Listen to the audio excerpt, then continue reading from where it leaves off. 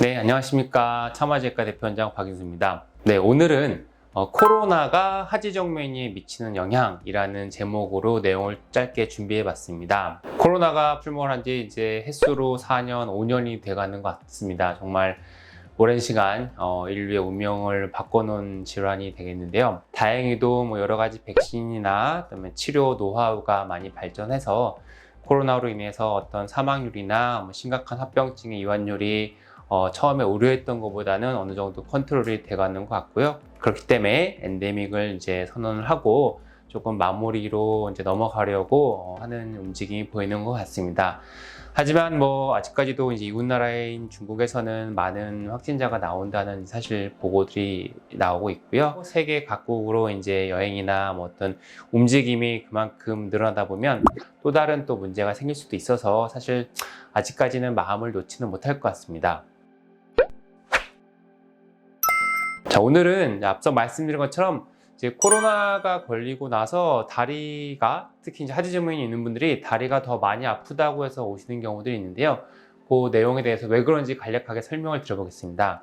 기본적으로 어떤 바이러스나 외부 항원이 우리 몸에 들어오게 되면 우리 몸은 그 외부 항원과 싸워야 되기 때문에 면역 반응이 일어나게 되는데, 결국 면역세포나 면역 반응은 온몸에 다 피를 타고 돌아다니기 때문에 전신에 어떤 영향이 되는 거고, 그렇기 때문에 전신에 어떤 증상을 나타내게 되는데요. 쉽게 말해서 우리가 감기나 뭐 독감을 걸렸을 때도 목 아프고 뭐 콧물이 나는 특정 증상도 있지만, 그냥 온몸이 삭신이 쑤시고 온몸에 열감이나 몸살기가 있고 그냥 기운이 없는 것처럼 전신의 증상으로 나타나는 경우도 대부분 있는데요. 하지정맥류라고 하는 질환은 만성적인 염증 질환이 되겠습니다.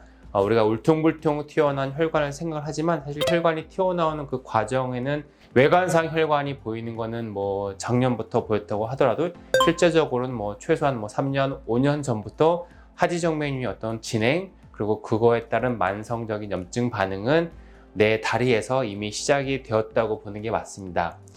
근데 이제 코로나에 어떻게 걸리게 되면 앞서 말씀드린 것처럼 우리 몸의 전체적인 염증 반응이 증가를 하게 되는데, 결국은 뭔가 내 몸에 만성적으로 취약했던 부분이 더 악화되는 거라고 이해를 하시면 됩니다.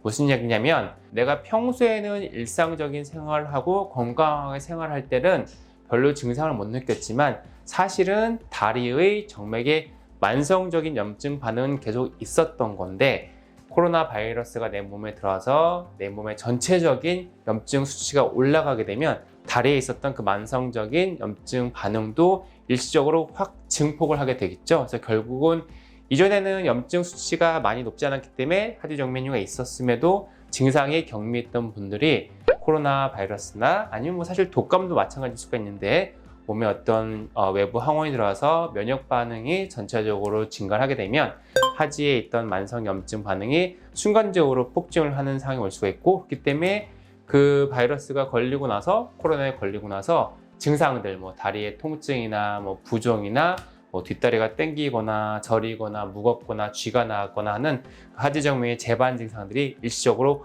확 증가를 할 수가 있습니다. 그래서 실제로 저도 정맥류를 이제 치료하고 수술한 지 거의 10년 가까이 되었는데, 코로나가 유행을 하고 나서 2019년, 2020년, 2021년이 되면서 코로나가 우리나라에서도 이렇게 한 번씩 피크를 치던 시기들이 지나고 나면 다리가 유독 최근 갑자기 아프다라고 오시는 분이 참 많이 있었습니다. 다시 말씀을 드리면, 결국 코로나 바이러스도 하지정맥류에 특정하게 영향을 주는 건 아닐 거고요. 하지정맥류 말고도 내가 기타 다른 몸의 염증 질환이나 만성적인 병이 있었던 분들, 예를 들어서 목 디스크가 있었거나 뭐 허리 디스크가 있어서 만성적으로 신경통이나 저린 통증이 있었던 분들도 코로나 걸리고 나서 그런 염증 반응이 일시적으로 악화가 되면서 어떤 디스크 등의 증상들이 심해지는 경우도 실제로 많이 있고요. 관절염이 있었던 어르신분들도 코로나 걸리고 나서 또는 백신을 맞고 나서 몸의 면역 반응이 증가하는 시기에 관절염의 증상이 심해지는 경우들도 실제로 많이 있습니다. 그렇기 때문에 코로나에 걸리고 나서 왜 하지정맥류에 있는 분들이 다리가 더 아플까? 결국은 몸의 염증 반응, 그다음에 전체적인 면역 반응이 일시적으로 증가를 하기 때문에 증상이 더 심해지는 거다라고 이해를 하시면 될 것 같습니다. 네, 그러면 코로나가 지나고 나서 이제 뭐 격리 기간도 끝나고 내 몸이 회복이 돼서 증상이 이제 소실이 되고 컨디션이 좋아진 다음에 그 다음에 어떻게 될까요? 네, 사람마다 다를 수가 있는데 한번 염증 반응이 급격하게 심해지고 하지정 메뉴가 급격하게 악화가 됐다고 하면 코로나 바이러스가 이제 사라지고 내 몸이 치유가 됐다고 하더라도 하지정 메뉴는 일정 부분 더 진행을 했을 수가 있겠죠. 그렇게 되면은 다리의 증상, 하지정 메뉴 증상은 그 전과는 다르게 더 심해진 상태로 쭉 진행을 할 수도 있겠고요. 경우에 따라서는 다행히 염증 반응이 올라갔다가 다시 내려가면서 증상도 다시 완화가 돼서 코로나에 감염되기 그 이전으로 다시 돌아가는 분들도 있을 수가 있습니다.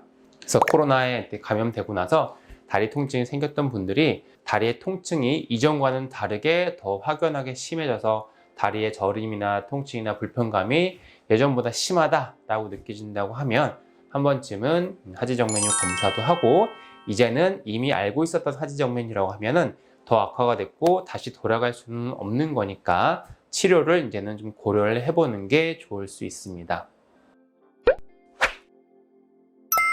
네, 오늘은 코로나가 하지정 메뉴에 미치는 영향에 대해서 간략하게 말씀드렸습니다. 코로나가 많이 잦아들고 있지만 또 겨울이 되면서 다시 또 많이 유행을 하는 것 같고요. 엔데믹을 기대하고 있지만 아직까지도 좀 많은 시간이 좀 더 필요할 것 같습니다. 코로나뿐만 아니라 독감도 유행하고 있으니까 다들 건강에 유의하시기 바라고요. 다음 시간에 또 찾아오도록 하겠습니다. 감사합니다.